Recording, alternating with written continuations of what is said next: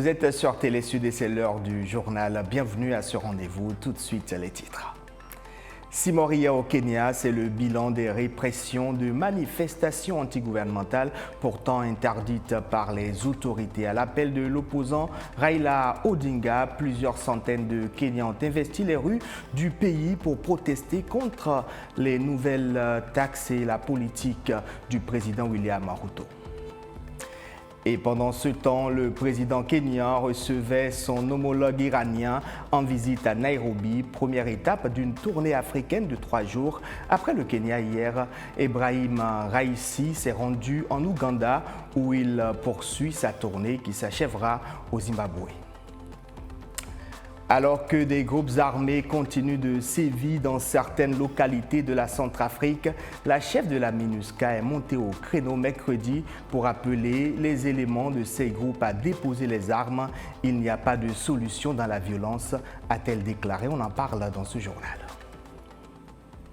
Je vous le disais en titre, 6 personnes ont été tuées hier lors des manifestations réprimées par les forces de sécurité kenyanes. Tout est parti d'un nouvel appel à manifester de l'opposant Raila Odinga contre la nouvelle taxe imposée par le gouvernement. Mais les protestations ont tourné à l'affrontement entre la police et les manifestants. Soukaina Skali pour les détails. Il s'agit des pires heures qu'ait connu le Kenya depuis les affrontements post-électoraux de 2017. Mercredi, plusieurs centaines de manifestants sont descendus dans la rue pour protester contre la hausse du coût de la vie et les nouvelles taxes mises en place par le gouvernement. Un acte réprimé par la violence et qui a coûté la vie à 6 personnes. Le gouvernement a fait beaucoup de promesses en l'air. Par exemple, les tarifs du matatou ont augmenté, le tarif du carburant a augmenté, le prix de la nourriture est très élevé. Nous ne pouvons même pas nous permettre de prendre un seul repas. Nous nous contentons d'eau chaque jour. Nous prions pour que Raila Odinga exerce une forte pression jusqu'à ce que quelque chose se produise. C'est à Mlolongo, en périphérie de Nairobi, que les affrontements ont été les plus violents. Pendant plusieurs heures, de nombreux groupes de jeunes ont allumé des feux et tenu des barricades. Ils se sont opposés aux forces de l'ordre le long de l'axe qui relie le centre de la capitale à l'aéroport. En retour, la police kenyane a tiré des gaz lacrymogènes sur les manifestants. La police fait un usage excessif de la force contre les citoyens et beaucoup ont été blessés. Même mon frère est soigné pour des blessures par balle. Il en a reçu une dans la jambe et ça nous a fait du mal. Vous avez bloqué les élections, nous ne sommes pas heureux et nous souffrons. Nous ne battons pas pour l'ODM, mais nous souffrons dans nos maisons. Selon des sources policières, des membres des forces de l'ordre ont également été blessés. Ces affrontements interviennent quelques jours après d'autres manifestations meurtrières contre le gouvernement du président William Ruto.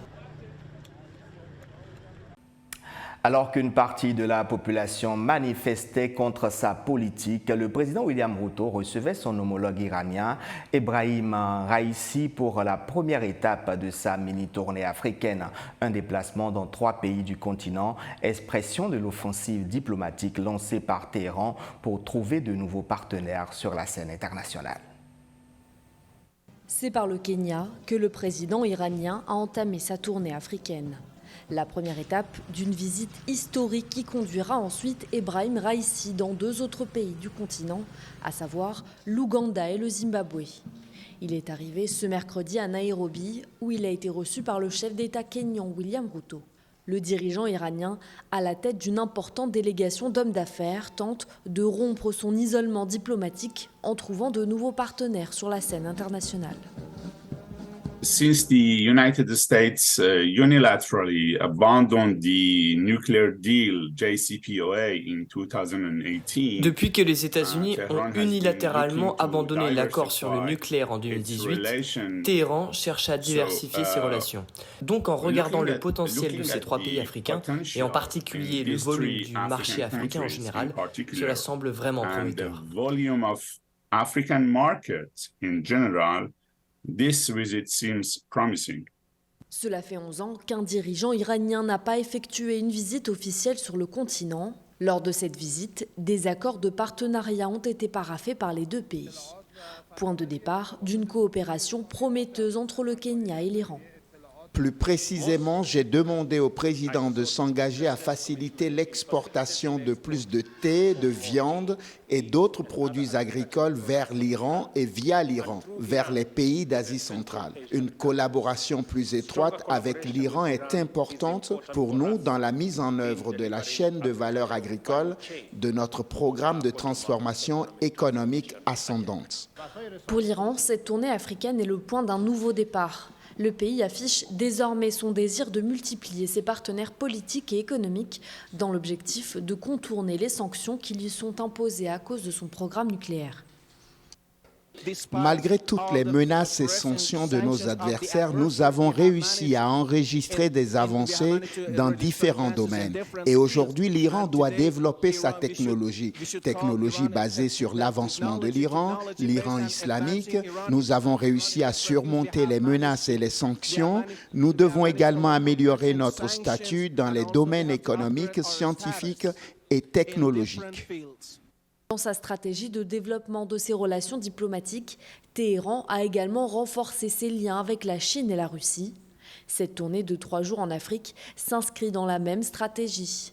Après le Kenya, Ebrahim Raïssi se rend cette même journée en Ouganda, puis au Zimbabwe le jeudi.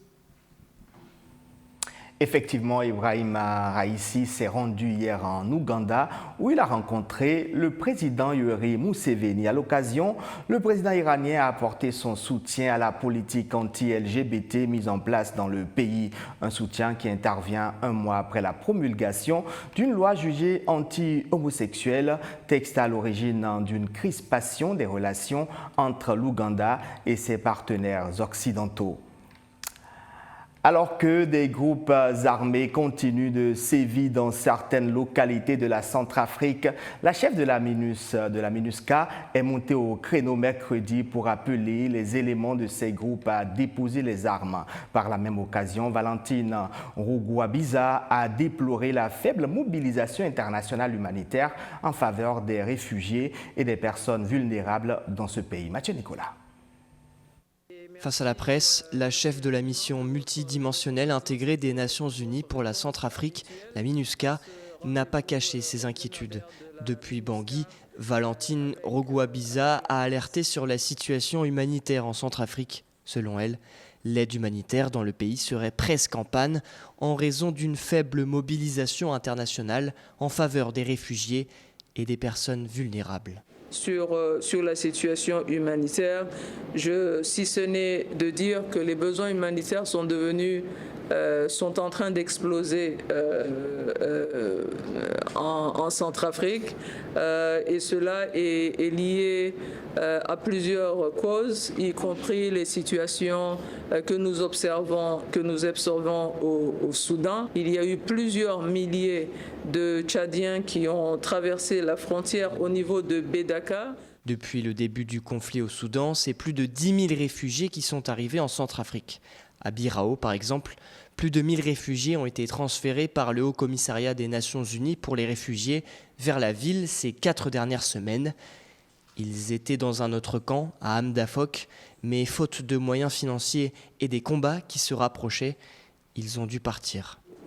Aujourd'hui, à juillet, nous sommes dans une situation où seulement 30% du budget humanitaire requis pour l'année 2023 pour pouvoir apporter cette assistance humanitaire.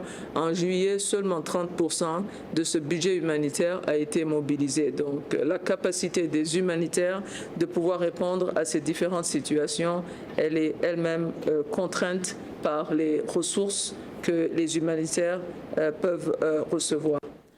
Une situation rendue plus compliquée par la présence des groupes armés dans le pays.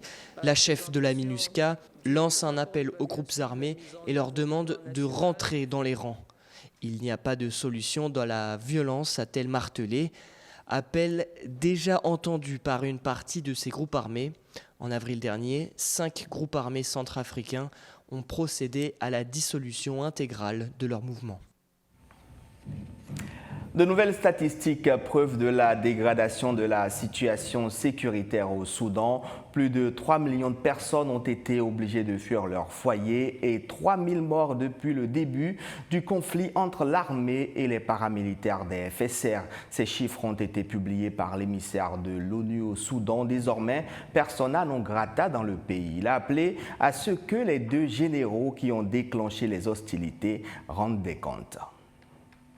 Au Nigeria, 120 millions de filles ne sont pas scolarisées. Face à ce problème que pourrait engendrer cette situation, la lauréate du prix Nobel de la paix, la pakistanaise Malala Yousafzai, en visite au Nigeria avec la numéro 2 de l'ONU, Amina Mohamed, a tiré la sonnette d'alarme hier à Abuja. Selon elle, le monde doit faire davantage d'efforts pour s'assurer que les filles reçoivent une éducation. Je vous propose de l'écouter.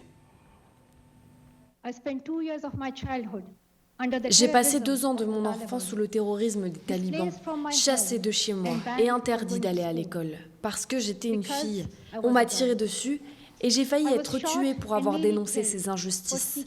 Je ne savais pas si mon premier discours à l'ONU serait le dernier. Ma seule chance de demander au monde d'envoyer toutes les filles à l'école. Je suis plus qu'heureuse de dire que j'avais tort. À présent, le reste de l'actualité commenté par Noël Ndong et monté par Yanis Fotchin. 630 migrants laissés sans eau ni nourriture dans une zone militarisée de Ras Chedir, à la frontière libyenne, ont été pris en charge, a déclaré mercredi Abdelatif Chabou, président du Croissant Rouge tunisien. Selon lui, ce chiffre pourrait encore augmenter dans les prochains jours. Ces migrants ont été récupérés lundi à la frontière entre la Tunisie et la Libye, mais des dizaines d'autres migrants, entre 150 et 200, éparpillés le long de la frontière de l'Ouest avec l'Algérie, restent bloqués selon des ONG.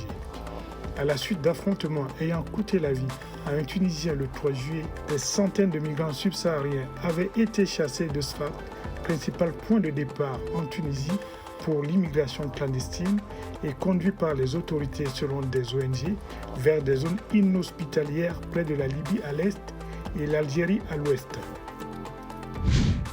L'opposant congolais Martin Fayoulou a déclaré mercredi que lui et son parti ne déposeront pas de candidature à l'élection présidentielle de décembre 2023. L'opposant justifie son désengagement après le refus de la Commission électorale nationale indépendante de revoir le fichier électoral. La fin de non-recevoir brandie par la CENI est pour Martin Fayoulou la provocation de trop. Il estime que sur près de 44 millions d'électeurs, au moins 10 millions seraient des noms fictifs. Il considère que les conditions requises par la Constitution ne sont pas remplies pour des élections transparentes. Le 20 décembre 2023, plus de 43 millions d'électeurs en RDC seront appelés aux urnes pour élire le nouveau président.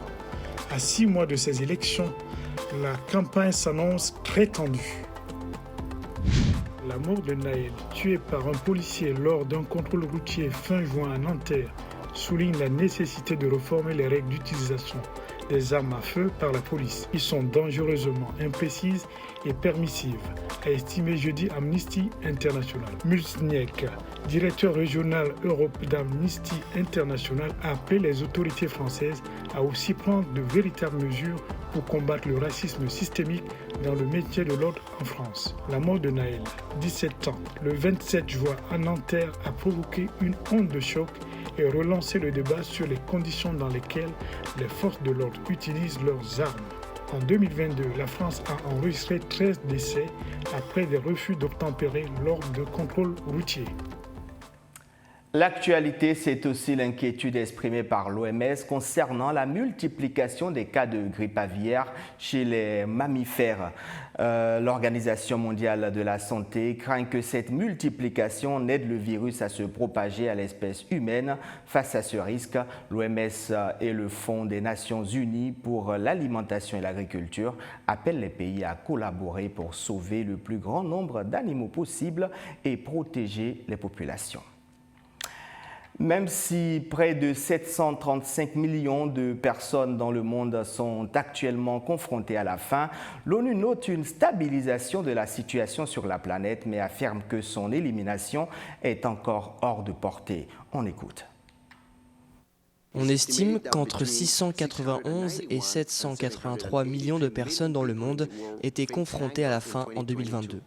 Si l'on considère le milieu de gamme, qui est d'environ 735 millions de personnes, ce sont encore 122 millions de personnes de plus qui ont été confrontées à la faim en 2022 par rapport à 2019, avant la pandémie.